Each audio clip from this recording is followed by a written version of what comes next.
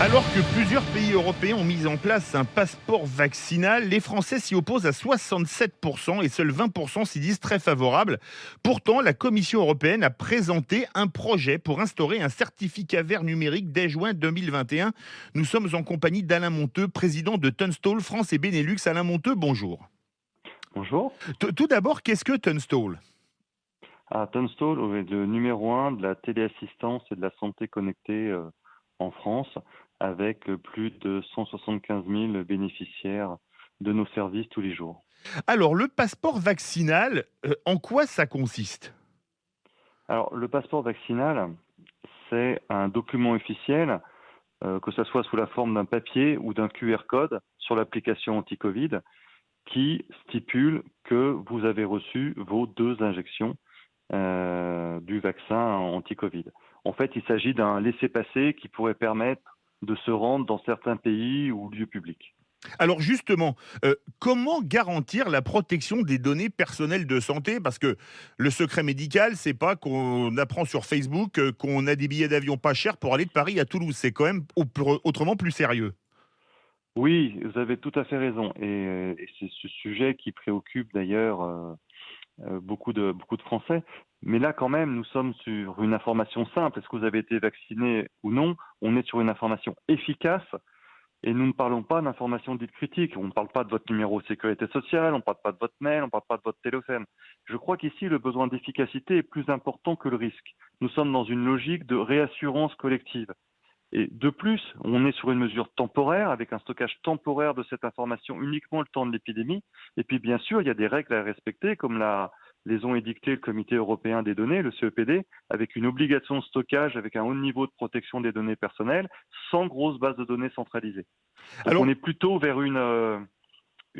un sésame vers la fin des restrictions de liberté que moins de liberté. mais est-ce qu'il n'y a pas quand même des problématiques éthiques récurrentes qui se posent avec le passeport vaccinal, notamment, ou le passeport sanitaire, comme on dit? Oui, il y en a, j'en vois trois. Le premier, c'est le risque d'inégalité.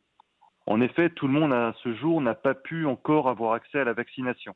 Donc on comprend bien que là, il y a une inégalité entre personnes. Le deuxième problème, il est juridique. C'est-à-dire qu'en fait, via ce pass, c'est une manière détournée de rendre la vaccination obligatoire pour tous, pour avoir accès à certains endroits.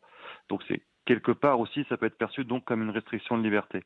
Et après, il y a un souci qui est d'ordre sanitaire, qui est que ce n'est pas parce que vous êtes vacciné que vous ne transmettez pas le virus. Donc vous allez le transmettre avec une charge virale qui va être moindre, mais néanmoins, vous pouvez toujours le transmettre. C'est pour ça que j'insiste sur le fait que ça soit important que tout le monde ait ce passe, parce qu'à un vrai moment où les 2 personnes qui se rendent visite, par exemple dans le cadre d'une visite à domicile pour installer une téléassistance, si les deux ont ce passe, les deux se protègent mutuellement.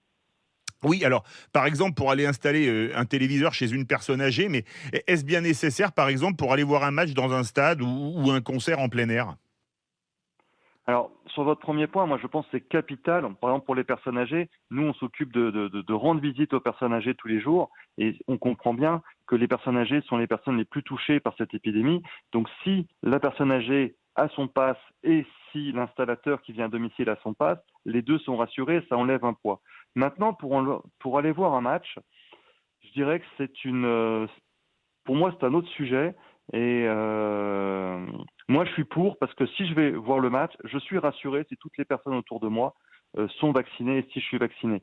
Donc moi, je suis plutôt partant pour ça. Après, je comprends les freins éthiques tels que je les ai mentionnés, que certains puissent avoir. Mais encore une fois, je me positionnerai sur le niveau d'efficacité et sur le court terme de cette mesure qui nous permettra de retrouver nos libertés qui sont un petit peu comprimées en ce moment avec toutes les mesures de confinement et de vraies restrictions des libertés. Donc encore une fois, pour moi, c'est un sésame vers plus de liberté. Alors, Alain Monteux, justement, heu, on va on est presque à la période des vacances d'été, hein, on est au printemps, au milieu du printemps. Est-ce que, comme, la Commission européenne veut le passer dès juin 2021, donc juste avant les vacances d'été, est-ce que ce sera le sésame pour aller passer ses vacances, je sais pas moi, sur la Costa Brava ou la mer Adriatique? Alors le gouvernement a dit que non, donc a priori on peut les croire. Donc a priori ce ne serait pas une restriction pour prendre l'avion et pour se rendre à vos destinations de vacances. Libre à chacun de se positionner par rapport à ça. Mais le gouvernement a dit que ça serait pas une mesure restrictive. Et justement, par contre, certains gouvernements pourraient l'exiger, des gouvernements européens, pour rentrer sur leur territoire, pour l'été prochain. Exactement. Donc à l'inverse, il y a peut-être des destinations sur lesquelles vous ne pourrez pas aller parce que les gouvernements de destination de vos vacances ne vous accepteront pas si vous n'avez pas votre passeport vaccinal.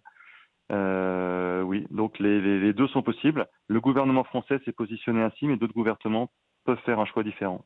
Merci beaucoup Alain Monteux, président de Tunstall France et Benelux, et on suivra l'évolution du passeport sanitaire dans les semaines à venir, puisque, comme vous le savez, on l'a rappelé, l'été approche à grande vitesse. Merci à vous. Proche à grande